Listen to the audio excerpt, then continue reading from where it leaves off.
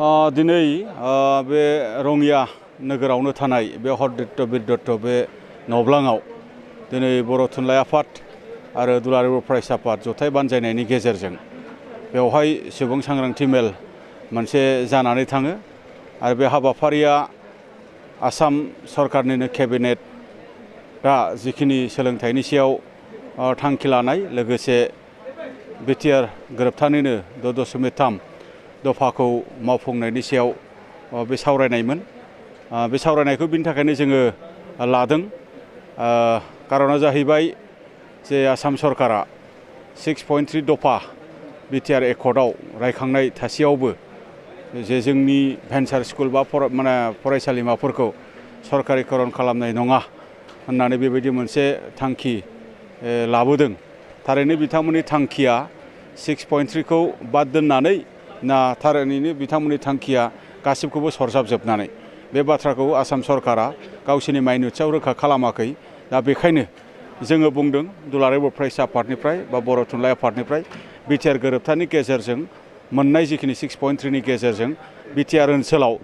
बर' बा गुबुन मिडियामनि प्रभिन्सियेलाइज जानांगौनि हाबाफारि बे जेरैखिया जाथारनांगोन। जों बे बाथ्राखौ बुंदों दिनै नैबे हाबाफारिनि गेजेरजों। लोगोसे बिटिआरनि बाहेरायाव बर' बिजोङा जेसेबां भेन्सार स्कुल दङ बियो प्रभिन्सियेलाइज जाथारनांगौ बे बाथ्राखौ जों बुंदों। आरो बेनि थाखाय आसाम सरकार भारत सरकारा जोंनो जिहेतु मोनसे एकर्डनि गेजेरजों कमिटमेन्ट होदों बेखौ बिथांमोना मावफुंनांगोन। जों बिथांमोननि खाथियाव जोङो आपिल खालामदों, मानो होनबा बेयो बिथांमोननि कमिटमेन्ट। आरोबाव दिनै जे मोनफ्रोमबो एमएलए समस्तियाव गासै 126 जिखिनि आसामनि समस्ति बेवहाय सासे एमएलएआ थाखानाय माखासे सेकेन्डारि स्कुलफोरखौ गाव गावनि समस्तिनिफ्राय मडेल स्कुल हिसाबै एडप्ट खालामनायनि गेजेरजों आरो बे फरायसालिखौ इंराजि बिजों CBSE आव कनभार्ट खालामनायनि जे मोनसे थांखि फैदों बेखौ जोङो माब्लाबाबो लुबैया, बेखौ आसाम सरकारा माब्लाबाबो दालाथों। आरो बेनि थाखाय जों आसाम सरकारनिसिम जोङो आबाहन खालामदों, जोङो बिर'धिता खालामदों जे बिथांमोना बे थांखिखौ खुनु पयटे लानो हाया। लोगोसे बिथांमोना लाबोबावदों जे मोनफ्रोमबो जिल्लायाव गासै 35 जिल्ला दङ, मोनफ्रोमबो जिल्लानिफ्राय होनदों 10 खन बेबायदि फरायसालियाव जि मिडियाम सोलिनानै दङ बिमानि राव मिडियाम, बेवहाय इंलिसखौ मोनसे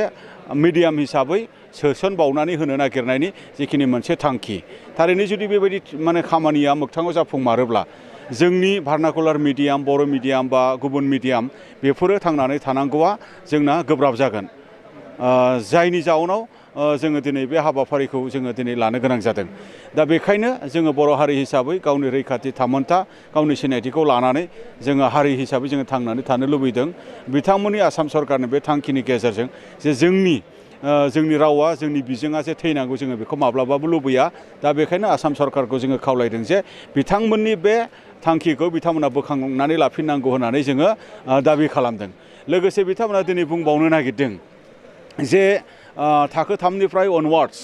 मेथामेटिक्स आरो साइन्सखौ इंराजियाव फोरोंनायनि बाथ्रा बिथांमोना बुंदों। इंराजियाव सोलोंनांगौनो, इंराजियाव फोरोंगोननो, इंराजियाव लेखा बिलाइ जागोन जाहैबाय, टेक्सटबुक जागोन जाहैबाय। दा बे बाथ्राखौ जोङो माब्लाबाबो जोङो गनायनानै लानो हायाखै। दा बेखौ जोङो दिनै आसाम सरकारा जेन बे बाथ्राफोरखौ गावसोरनि थांखिफोरखौ बोखांफिननानै लायो बे बाथ्राफोरखौ जोङो दिनै बुंदों। आरो बेबायदिनो बिथांमोना दिनै बुंबावनो नागिरदों जे ससियेल साइन्स साबजेक्टआव जिखिनि इक'नमिक्स पार्ट बा जिखिनि जोंना पलिटिकेल साइन्स पार्ट नैबेखौ बोखारनानै ससियेल साइन्सनिनो हिस्ट्रिखौ आलादायै मोनसे इन्डिपेन्डेन्ट साबजेक्ट बा जग्राफिखौ आलादायै मोनसे इन्डिपेन्डेन्ट साबजेक्ट बेबायदि बिथांमोना लांनायनि बाथ्राखौहाय दिनै लाबोदों। दा बेवहाय जोङो बुंनो नागिरदों जे रांखान्थि बिगियानखौ मानो बिथांमोना गारनो नागिरदों, बिथांमोना राजखान्थि बिगियानखौ मानो गारनो नागिरदों। जोंनि फरायसाफोरा राजखान्थि गियान बा राजखान्थिनि बिथिङै बा जोंनि भारत संबिधाननि बिथिङै बा जोंनि हादरखौ बोरै सालायो बे बिथिङै मिथिनांगौ जेबो गैला नामा?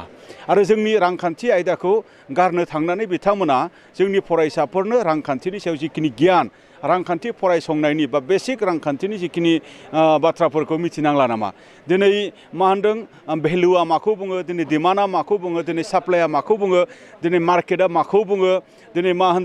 जोंनि नैबे बाथ्राफोरखौ इनफ्लेसना माखौ बुङो नैबे बाथ्राफोरखौ जिहेतु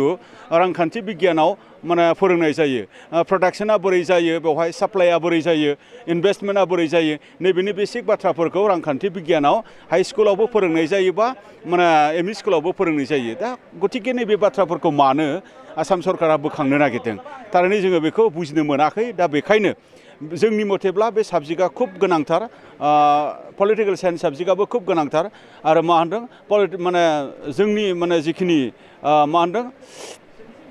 जोंनि इक'नमिक साबजेक्टआबो खोब गोनांथार बेखौ माब्लाबाबो गारनायखौ जों लुबैया बेनि थाखायनो बे हजागता हबानि गेजेरजों मोनफ्रोमबो मेलनि गेजेरजों जोङो रायजो राजाफोरखौ जोङो खावलायदों आरो रायजो राजाफोरनि अपिनियनखौ लादों आरो रायजो राजाफोरनि अपिनियना बेनो जे दिनै दुलाराय बर' फरायसा आफादा आरो बर' थुनलाइ आफादा जे थांखिजों बे हबाखौ लादों बे सांग्रांथियारि मेलखौ लादों बिथांमोननि जिखिनि रेसपन्स रायजो राजाफोरनि बा इन्टेलेक्सुयेलफोरनि बा सानसुमैफोरनि दल आफादफोरनि जिखिनि रेसपन्सआ जोबोद मोजां जे बिथांमोना माब्लाबाबो राव थैनायखौ लुबैयाखै बिजों थैनायखौ लुबैयाखै आरो बिथांमोना बिमा रावखौ इउनिभार्सिटि लेभेलसिम लांनायनि बाथ्रा बेवहायसो बिथांमोना मतामत खालामदों दा बेखायनो जों आसाम सरकारखौ दुलाराय बर' फरायसा आफादनिफ्राय आरो बर' रायजो राजानिफ्राय जानानै जोङो खावलायदों जे बिथांमोननि केबिनेटआव लानानै फैनाय जिखिनि थांखि बिथांमोना बेखौ बोखांफिननानै लानांगौ बिथांमोना मोनफ्रोमबो रावखौ सनमान होनाया मोजां मोनफ्रोमबो हारिखौ सनमान होनाया मोजां मोनफ्रोमबो हारिया गावगाबागाव सिनायथि आरो रैखाथिखौ लानानै थांनानै थानो लुबैदों बेखौ बिथांमोना सनमान होनाया गोनां गोजोन्थों बर' बिजोंनि फरायसालियाव माने फरायसा खम जानायनि खारना माने गोबां दङ बे बाथ्राखौहाय बिनि दायखौ बयबो रुजुनानै लानांगोन सरकारहाबो बिनि माखासे दाय फोदोफोरा गैया नङा दङ मानो होनबा जोंनि सरकारफोरनि जिखिनि सरकारि फरायसालिफोरनि जिखिनि आन्तर्गाथनिक बा इनफ्रास्ट्राक्चार जिखिनि फेसिलिटिस बेफोरखौ जुदि नायोब्ला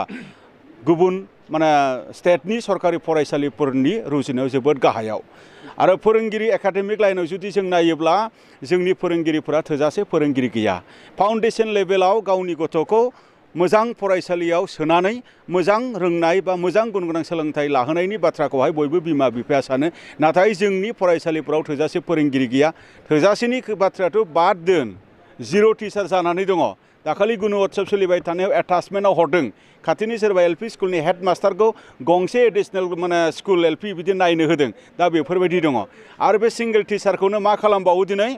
नोङो बिएलअ डिउटि होबावो आरो बेवहाय गुबुन गुबुन इलेक्सन डिउटि गोग्लैबावो गुबुन गुबुन माने माल्टिटास्क बेबायदि माखासे हाबाफारिफोर होबावो जाउनाव आरो दिनै बिथांमोना मा होनदों बिलनि खामानि मावनांगौ दङ बायदि मैया प्रग्राम हरबाय थायो बै बाथ्राफोरखौ बिथांमोना लांबाय थानो गोनां जानायनि खारनाव दिनै मा होनदों जिखिनि क्लास जानांगौ बेबो जायाखै आरो भेन्सार स्कुलनि मोनसे खोथा थाबाय बेबो मोनसे आरो दिनै मा होनदों नांगौ टाइमाव नांगौ फरा बिजाब गैया बेबो मोनसे आरो मा होनदों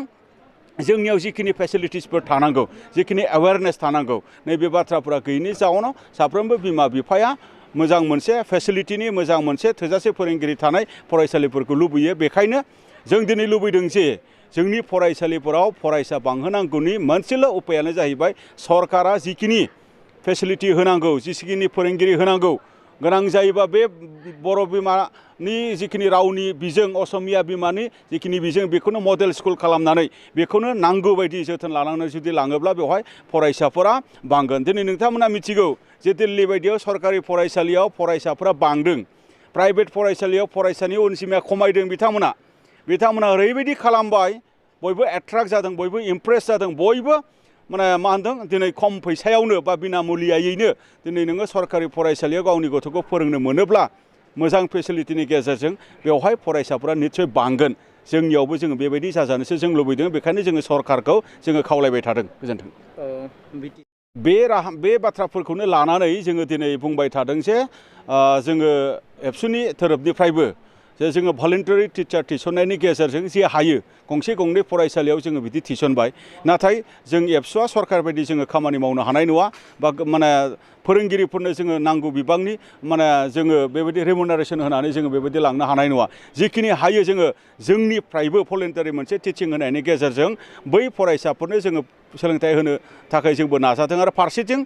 बे हाबाफारिया जितु डिपार्टमेन्टनि बे हाबाफारिया जितु सरकारनि बिथांमोना बैफोर फरायसालिफोरखौ जोथोन लानांगौ फोरोंगिरि थिसननांगौ होननानै जोङो सरकारनि खाथियाव बारंबार जोङो दाबि खालामबाय थादों जोङो आर'ज बिलाइ हरदों जोङो सावरायदों जोङो रायलायबाय थादों जोङो बेखौ कन्टिनिउ लांबाय थागोन जोंनि दाबिफोरा जाफुङागौमानि बै जायगाफोराव माने जोंनि फरायसालिफोरखौ फोथांनानै दोननायनि बिजोंखौ फोथांनानै दोननायनि थाखाय जोङो दिनै मा होनदों आसाम सरकारखौ जोङो नारसिनबाय थादों आरो दिनैनि बे हाबाफारिनि गेजेरजोंबो बे बाथ्राफोरखौ जोङो दिनै रायखांनाय जादों। गोजोन्थों।